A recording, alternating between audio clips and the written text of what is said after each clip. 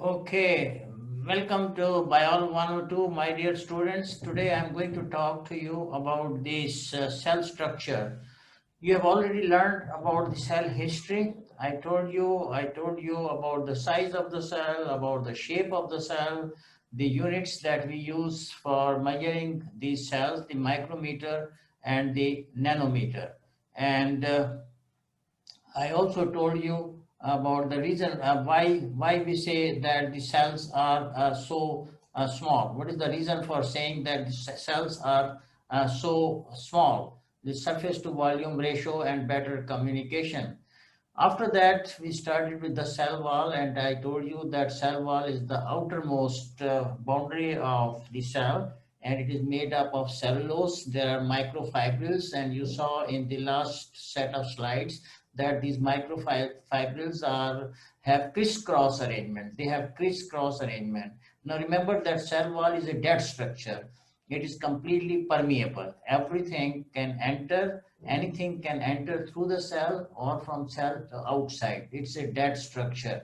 And inside in the cell, there are these cytoplasmic strands which are called plasmodesmata. So you must know this definition of plasmodesmata. They are for communication. So learn about the cell wall. Cell wall is made up, the most important component of cell wall is cellulose. There is also hemicellulose, and in those cases where the cell wall is strong, like in wood, they have a lot of lignin. Now you have to be familiar with this chemical compound, the cellulose, hemicellulose, and lignin. We will talk about lignin. Not all cells have lignin, but the cells which are strong like wood cells, they have lignin. So learn about the cell wall, and then the next thing that we have in this PowerPoint is cellular components. So if you look at the slide, it says that most chemical reaction occur in cytoplasm. What is cytoplasm? Cytoplasm is the protoplasm which is inside the cell membrane. Okay, all living and outside the nucleus. The protoplasm which is outside the nucleus is called cytoplasm. Protoplasm is all living matter inside the cell. The protoplasm outside the nucleus is called cytoplasm, and cytoplasm is soup-like fluid. If you have seen white of an egg, the consistency of cytoplasm is just like the white of an egg. Then inside the cell there are organelles, and each organelle has a specific function. So what is the definition of an organelle? We say it is a permanent membrane bounded structure, and each organelle has a specific function. Each organelle has a specific function. Okay, the next component is plasma membrane. Plasma membrane is this membrane which is present inside the cell wall. In the case of animal cell, the outermost layer is plasma membrane. Animal cells don't have cell wall, but in the case of plant cells, plant cell just inside the cell wall is a plasma membrane. Now remember that plasma membrane is a living structure. It is living. It is 8 millionth, M stands for millionth, 8 millionth of a millimeter thick. It is very thin structure.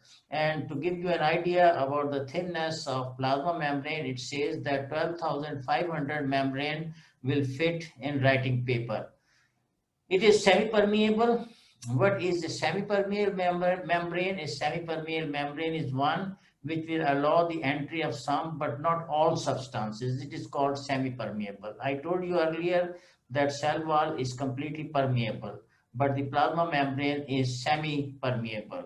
It is composed of phospholipids which are arranged in two layers with proteins which are interspersed throughout. So it is lipoprotein is the chemical composition. I told you that lipid and protein, they form membrane. So plasma membrane is made up of phospholipids, and there are covalent bonds of carbohydrates, and some proteins are also present in the plasma membrane.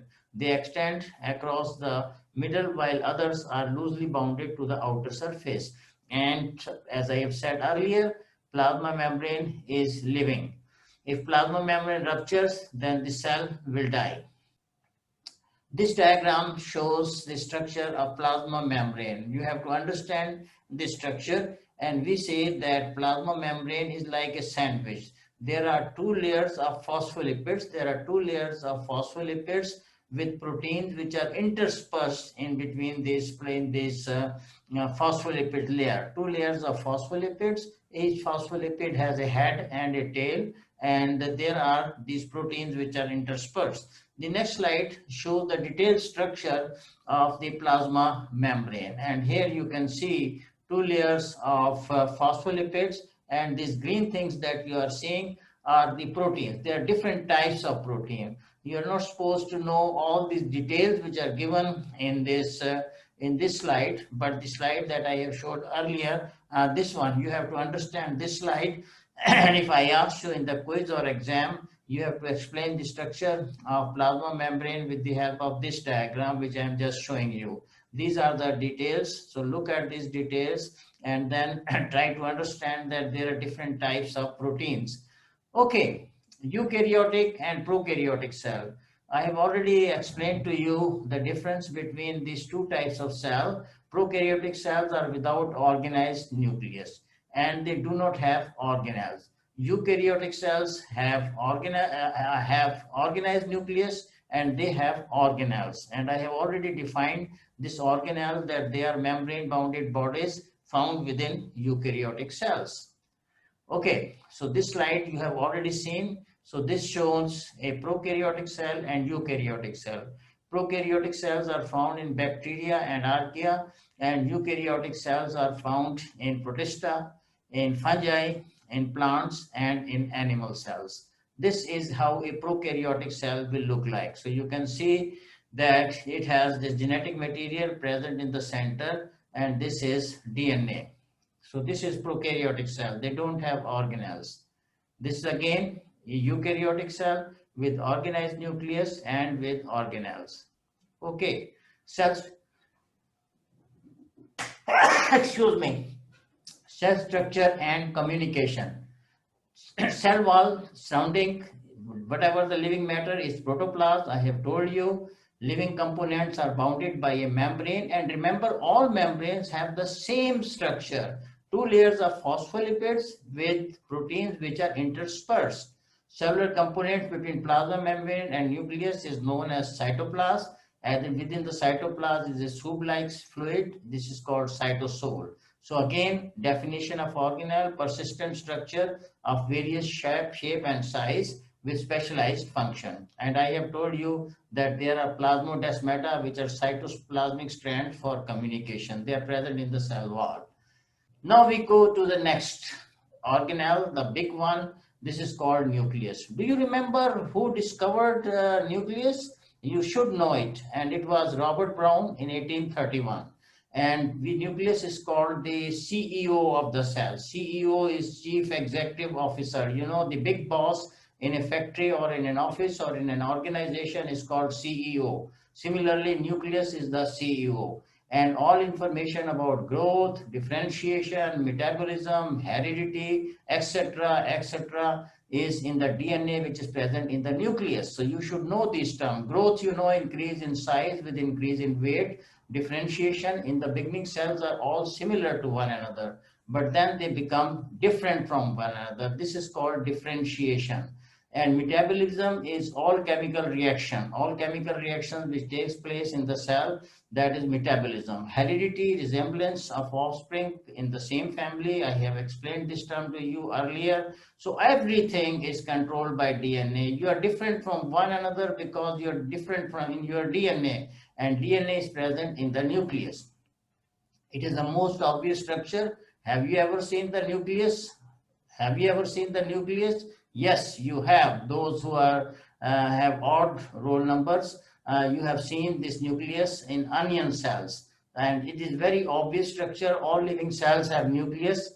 It is 2 to 15 micrometer. It is bounded by double membranes. There are two membranes. You will see the diagram next, and this nuclear envelope. Ne stands for nuclear envelope. It has pores 50 to 75 micrometer.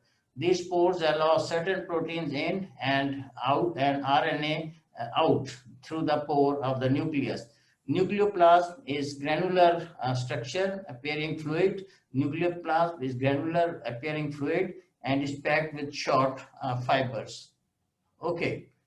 Inside the nucleus is nucleolus. Nucleolus is suspended in nucleus and it is made up of ribonucleoprotein.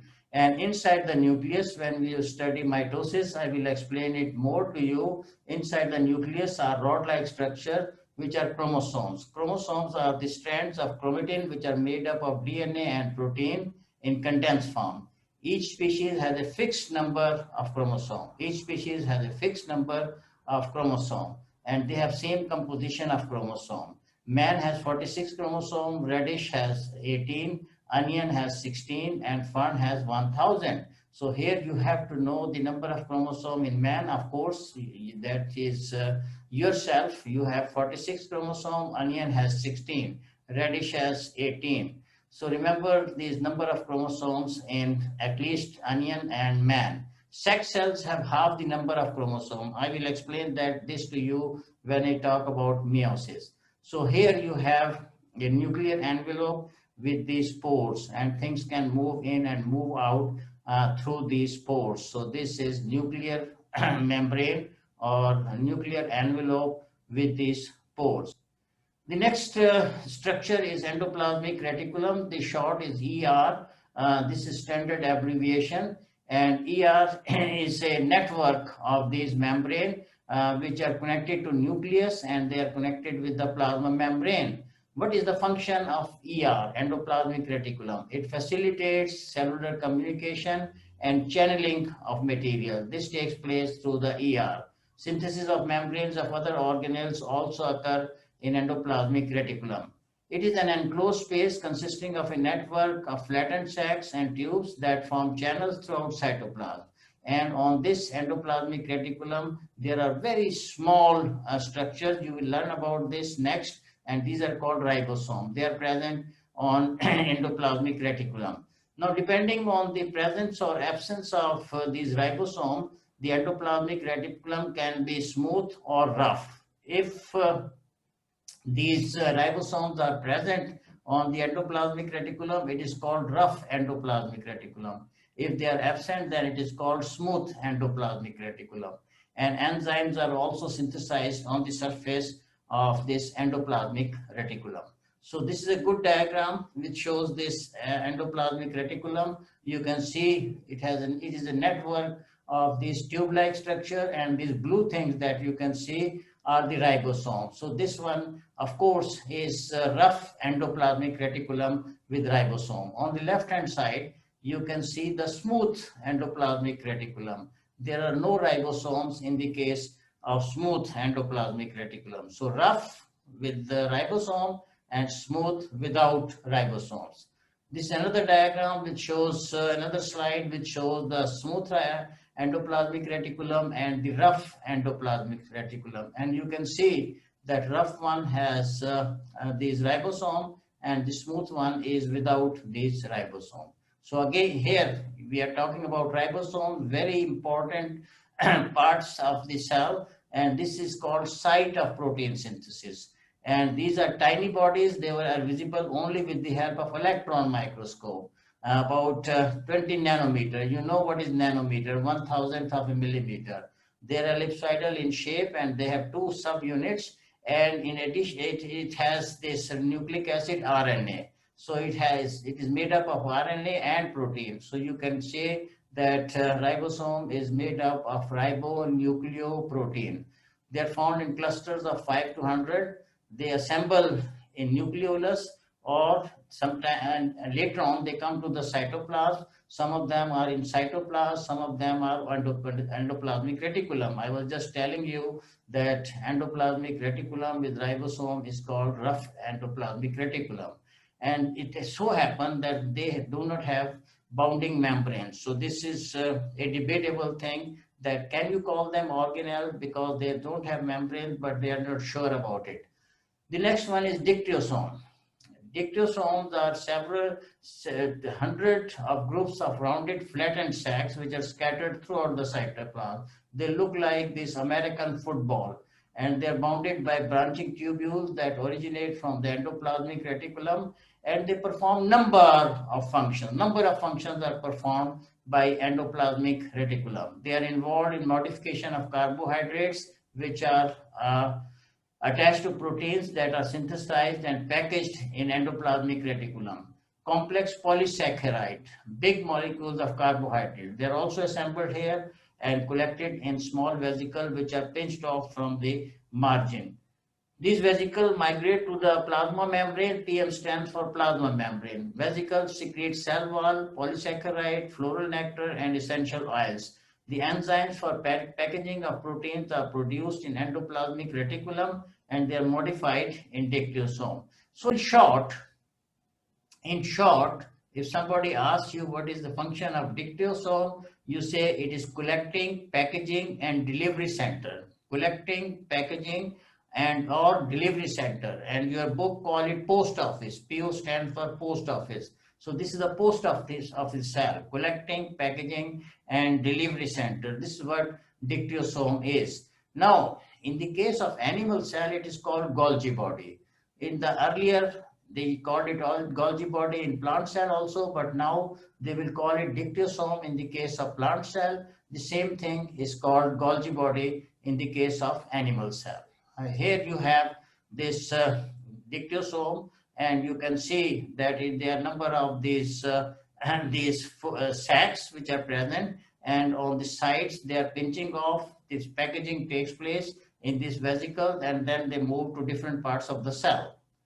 Okay, again, he has this diagram of the the dictyosome, and this is taken from a zoology book. That's why it is called Golgi apparatus.